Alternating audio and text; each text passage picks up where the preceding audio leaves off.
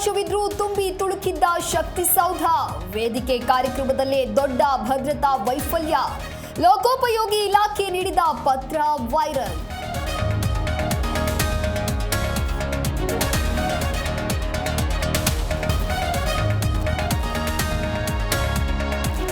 ಕೆಎಸ್ಸಿಎಗೆ ತಾತ್ಕಾಲಿಕ ರಿಲೀಫ್ ಕೊಟ್ಟ ಹೈಕೋರ್ಟ್. ಬಲವಂತದ ಕ್ರಮ ಬೇಡ ಎಂದು ಮಧ್ಯಂತರ ತೀರ್ಪು. ಆರೋಪಿಗಳಿಗೆ ತನಿಖೆಗೆ ಸಹಕರಿಸಬೇಕು ಎಂದು ಷರತ್ತು.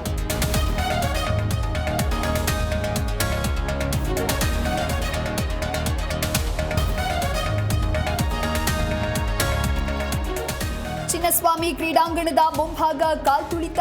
ಮಾನವ ಹಕ್ಕುಗಳ ಆಯೋಗದಿಂದ ಕೆಎಸ್ಸಿಎಗೆ ನೋಟಿಸ್. ಅಧಿಕಾರಿಗಳಿಂದ ಕಾಲ್ತುಳಿತವಾದ ಗೇಟ್ ವೀಕ್ಷಣೆ.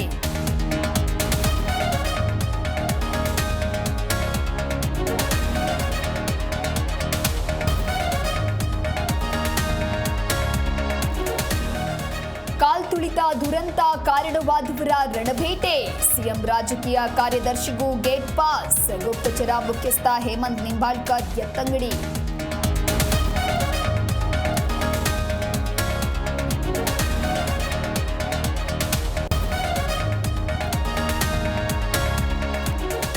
ಕುಟುಂಬ ಕಲಹಕ್ಕೆ ಬೇಸತ್ತು ಗೃಹಿಣಿ ಆತ್ಮಹತ್ಯೆ. ಪುಟ್ಟ ಮಕ್ಕಳ ಜೊತೆಗೆ ನೀರಿಗೆ ಹಾರಿದ ತಾಯಿ.